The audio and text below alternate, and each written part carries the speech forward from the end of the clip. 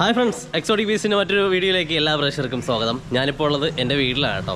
അങ്ങനെ എൻ്റെ മേഘാലയ സോളോ ട്രിപ്പൊക്കെ കഴിഞ്ഞിട്ട് ഇന്ന് പുലർച്ചയോടെ ഞാൻ എന്തായാലും തിരിച്ച് വീട്ടിലേക്ക് എത്തിയിട്ടുണ്ട്. ഇപ്പോൾ അങ്ങനെ ഒരു മാസത്തോളം നീണ്ടു നിന്നിരുന്ന എൻ്റെ മേഘാലയ യാത്രയുടെ ട്രിപ്പിൻ്റെ വിശേഷങ്ങളും പിന്നെ ട്രിപ്പിൻ്റെ ബഡ്ജറ്റും അങ്ങനെ കുറച്ച് കാര്യങ്ങൾ പറയാൻ വേണ്ടിയിട്ടാണ് കേട്ടോ ഇങ്ങനെ ഇപ്പോൾ ഒരു വീഡിയോ ചെയ്യണത്. അപ്പോൾ മേഘാലയ യാത്ര അടിപൊളിയായിരുന്നു. നാട്ടിൽ തിരിച്ചെത്തിയപ്പോഴത്തേക്ക് നല്ല ചൂട് ഫീൽ ചെയ്യുന്നുണ്ട്. കാരണം അവിടുത്തെ ആ ഒരു സുഖമുള്ള ക്ലൈമറ്റിൽ നിന്ന് തിരിച്ച് നാട്ടിലേക്ക് എത്തിയപ്പോൾ നല്ല ചൂടാണ്. ഇവിടെ ഇടയ്ക്കിടയ്ക്ക് ഇപ്പോൾ മഴ പെയ്യാനൊക്കെ തുടങ്ങിയിട്ടുണ്ട്. എനിക്കിപ്പോൾ എല്ലാ യാത്ര കഴിഞ്ഞ് വരുമ്പോഴുള്ള തൊണ്ടവേദന ചുമയും ഇപ്പോൾ ഉണ്ട്.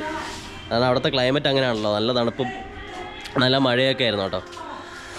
എന്തായാലും ഈ യാത്ര അടിപൊളിയായിരുന്നു കേട്ടോ. ഞാൻ നല്ലപോലെ എൻജോയ് ചെയ്തു. ഭയങ്കര ഒരു റിഫ്രഷിംഗ് ആയിട്ടുള്ള യാത്ര തന്നെ. ഏതൊരു കാലാവസ്ഥയിൽ നമ്മൾ മേഘാലയ പോയാലും അത് വർത്താണ്. കാരണം അവിടുത്തെ ഒരു സ്ഥലവും ലാൻഡ്സ്കേപ്പും ഒക്കെ നല്ല അടിപൊളിയാണ്. അവിടുത്തെ മനുഷ്യർ വലിയ അടിപൊളിയാണെന്ന് ഞാൻ പറയില്ല ഒരിക്കലും. പക്ഷേ അവിടുത്തെ സ്ഥലങ്ങളും കാലാവസ്ഥയും അവിടുത്തെ വെള്ളച്ചാട്ടം ആയാലും കേവ് ആയാലും അവിടുത്തെ ആ ഒരു തണുപ്പായാലും ഒക്കെ നമുക്ക് ഭയങ്കര റിഫ്രഷിംഗ് ആണ്. നമുക്കൊരിക്കലും മടുക്കില്ല. നല്ല ക്ലൈമറ്റ് ആണെങ്കിൽ നമുക്കൊരിക്കലും മടുക്കില്ല. അങ്ങനെ യാത്ര കഴിഞ്ഞ് തിരിച്ച് നാട്ടിലെത്തിയത് അച്യുതായി ഇവിടെ നിൽപ്പുണ്ട്, കണ്ടില്ലേ അച്ചൂട്ടാ. അങ്ങനെ ഒരു മാസത്തോളം അച്ചൂട്ടിയെ കാണാതെ ഞാൻ നിന്നു. അച്ഛന് രാവിലെ ഇനി കുളിപ്പിക്കണം, അടുത്തുള്ള പരിപാടിയാണ്. ഇവിടെ നല്ല വെയിലുണ്ട് കേട്ടോ. അപ്പോൾ പിന്നെ നല്ല മഴയ്ക്കുള്ള കുളമൊക്കെ ഉണ്ട്. മഴ ഇടയ്ക്കിടയ്ക്ക് പെയ്യുന്നതുകൊണ്ട് ഒരു ആശ്വാസമുണ്ട്.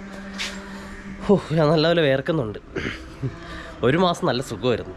എന്ന് വെച്ചാൽ വെയിലുണ്ടെങ്കിൽ പോലും ഒരു തണുത്ത ക്ലൈമറ്റ്, രാത്രിയൊക്കെ നല്ല തണുപ്പ്. ഇപ്പോഴും നല്ല ചുമയുണ്ട് കേട്ടോ. അപ്പോൾ ഗൈസ്, ഈ യാത്രയിൽ എനിക്ക് ടോട്ടൽ ചിലവായ ബഡ്ജറ്റ് എത്രയാണെന്ന് ഞാൻ പറഞ്ഞുതരാം.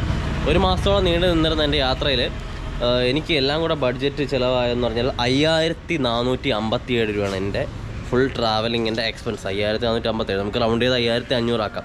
5500, വെറും 5500 രൂപ മാത്രം വെച്ചിട്ടാണ് ഞാൻ ഒരു 20 ദിവസത്തോളം നീണ്ടു നിന്നിരുന്ന ഒരു മേഘാലയ സോളോ ട്രിപ്പ് നടന്നും ലിഫ്റ്റ് അടിച്ചും ടെൻ്റടിച്ച് രാത്രിയിൽ കിടന്നും അങ്ങനെ ഒക്കെയാണ് ഞാൻ എൻ്റെ യാത്രകൾ ചെയ്തിരുന്നത്. നാട്ടിൽ നിന്നും ഗുവാഹട്ടി വരെ ഞാൻ ട്രെയിനിൽ പോയി തിരിച്ച് 20 ദിവസത്തിന് ശേഷം വെസ്റ്റ് ബംഗാളിലെ സിലിഗുരിക്കടുത്തുള്ള ന്യൂ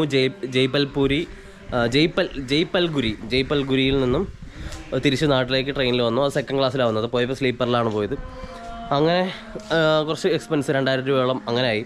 പിന്നെ ബാക്കി കംപ്ലീറ്റ് ആയിട്ട് മേഘാലയയുടെ ഉള്ളിൽ ഞാൻ ലിഫ്റ്റ് അടിച്ചാണ് യാത്ര ചെയ്തത്. എനിക്ക് അതിനകത്ത് ഒരു 50 രൂപ മാത്രമേ ഇടയ്ക്കൊരു ടാക്സി കൊടുക്കേണ്ട ആവശ്യം വന്നുള്ളൂ മേഘാലയയുടെ ഉള്ളിൽ. പിന്നെ രാത്രിയിൽ ടെൻ്റടിച്ചൊക്കെയാണ് കിടക്കുന്ന ഒരു എക്സ്പെൻസ് എനിക്ക് റൂമിന് വേണ്ടി ചിലവായില്ല. ആകെ ചിലവായത് ഫുഡിനും പിന്നെ 3 നേരത്തെ ഫുഡിനും പിന്നെ സൈറ്റ് സീയിങ്ങിനായിട്ട് എവിടെയെങ്കിലും പോകുമ്പോൾ അതിൻ്റെ എൻട്രൻസ് ഫീസും പിന്നെ ലൈഫ് ജാക്കറ്റിൻ്റെ ഫീസ് അങ്ങനെയുള്ള കാര്യങ്ങളൊക്കെ തന്നെയാണ് എനിക്ക് കൂടുതലായിട്ടും ചിലവായത്. ഒരുപാട് കാഴ്ച ഞാൻ കാണാൻ ഉദ്ദേശിക്കുന്ന 1-2 സ്ഥലം ഒഴിച്ച് ബാക്കി എല്ലാ സ്ഥലങ്ങളിലും ഞാൻ പോയി. പിന്നെ സമയപരിധി അല്ലെങ്കിൽ ഇപ്പോൾ സീസൺ അല്ലാത്തതുകൊണ്ട് വെള്ളം ഇല്ലാത്തതുകൊണ്ടൊക്കെ ഉള്ള കുറച്ച് കാഴ്ചകളൊക്കെ നമുക്ക് മിസ്സായിപ്പോയി. നല്ല വെള്ളമുള്ള സമയത്ത് ചില സ്ഥലങ്ങളൊക്കെ അടയ്ക്കും, ക്ലോസ്ഡ് ആയിരിക്കും. അതുകൊണ്ട് പിന്നെ എല്ലാ സ്ഥലത്തേക്കും നമുക്ക് മഴക്കാലത്ത് പോകാനുള്ള ആക്സസ് ഒന്നും കിട്ടില്ല. ഒരുപാട് നല്ല ഹിഡനായിട്ടുള്ള അഡ്വഞ്ചേഴ്സ് നമുക്ക് കാണാൻ പറ്റി. ഞാൻ ഒറ്റയ്ക്ക് ഒരുപാട് 2-3 ദിവസം അടുപ്പിച്ച് ട്രക്കിംഗ് ഒക്കെ ആയിരുന്നു. ആദ്യ ദിവസം 3-4-6 മണിക്കൂറോളം ട്രക്ക് ചെയ്തു. പിന്നെ അതിനുശേഷം നിങ്ങൾ വീഡിയോസിലേക്ക് കണ്ടിട്ടുണ്ടാകും ക്രംജിംബെ കേവ്സിലേക്കുള്ള ട്രക്കിങ്. അത് കുറച്ച് ഹെവി ട്രക്കിംഗ് ആയിരുന്നു. ചെളിയൊക്കെ നിറച്ചിട്ടുള്ള വഴിയിൽ 2-4.5 മണിക്കൂറോളം ചെരുപ്പൊന്നും ഇല്ലാതെ വെറും കാലിലാണ് ഞാൻ ആ ഒരു സ്ഥലത്തേക്ക് മല കയറി പോയതും തിരിച്ച് വെള്ളച്ചാട്ടവും കേവെല്ലാം കാണാൻ പോയതും. എന്നിട്ട് തിരിച്ച് രാത്രിയോളമായി, സന്ധ്യയായി തിരിച്ചെത്തിയപ്പോഴത്തേക്കും. അത് നല്ലൊരു ഹെവി ട്രക്കിംഗ് ആയിരുന്നു. അത് അടിപൊളി ഒരു അഡ്വഞ്ചറായിരുന്നു. അതുപോലെ തന്നെ blue lagoon waterfalls, double decker road bridge, Mawlynnong village, Dawki, Shnongpdeng village, അതുപോലുള്ള ഒരുപാട് സ്ഥലങ്ങൾ.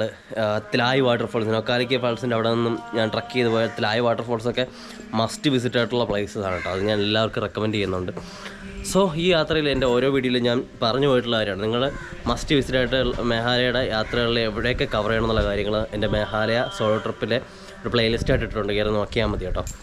അപ്പോൾ ഇതാണ് വളരെ ചുരുങ്ങിയ ചിലവിൽ നമുക്ക് മേഘാലയ യാത്ര ചെയ്യാം.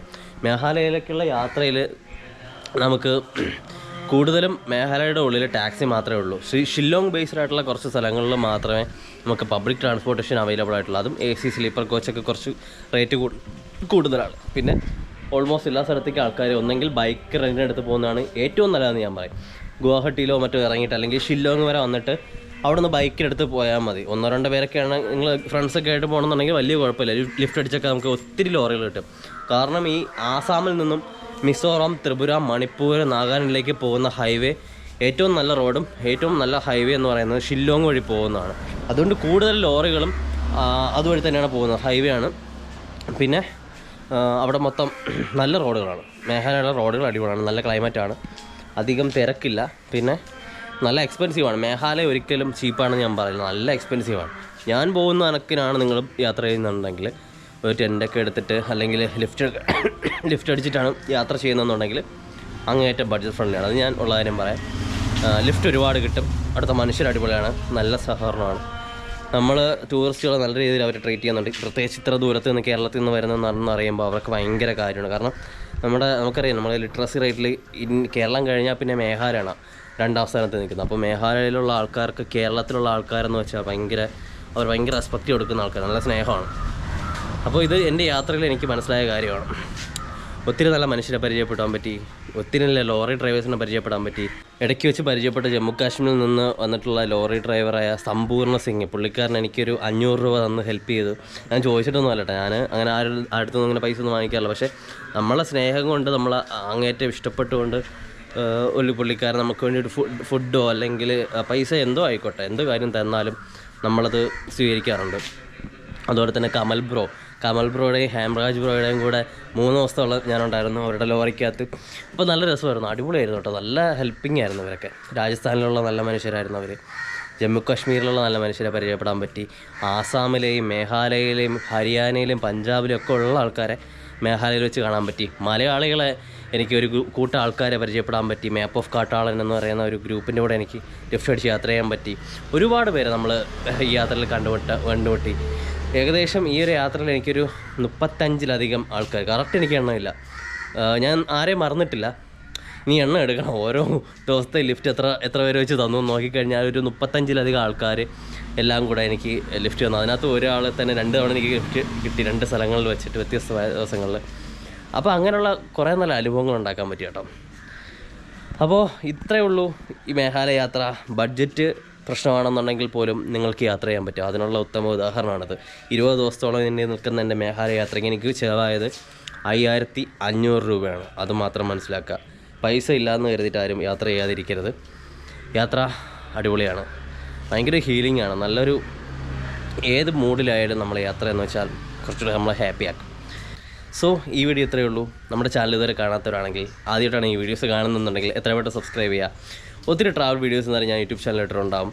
നമ്മുടെ കാശ്മീർ വീഡിയോസ്, നേപ്പാൾ വീഡിയോസ്, വാരണാസി, അതുപോലെ തന്നെ അമൃത്സർ, ഡൽഹി, ആഗ്ര, അങ്ങനെ ഒത്തിരി സ്ഥലങ്ങളിലേക്കുള്ള യാത്രകൾ എന്തായാലും നമ്മുടെ യൂട്യൂബ് ചാനലിൽ കയറി നോക്കുക. അപ്പോൾ ചാനൽ ഇതുവരെ സബ്സ്ക്രൈബ് ചെയ്യില്ലാന്നുണ്ടെങ്കിൽ സബ്സ്ക്രൈബ് ചെയ്യുക. മാക്സിമം കൂട്ടുകാർക്കെല്ലാം ഷെയർ ചെയ്ത് കൊടുക്കുക. മറ്റൊരു വീഡിയോ ആയിട്ട് നമുക്ക് വീണ്ടും കാണാം. അതുവരെയ്ക്കും ബൈ ഫ്രം എക്സോട്ടിക് പീസ്.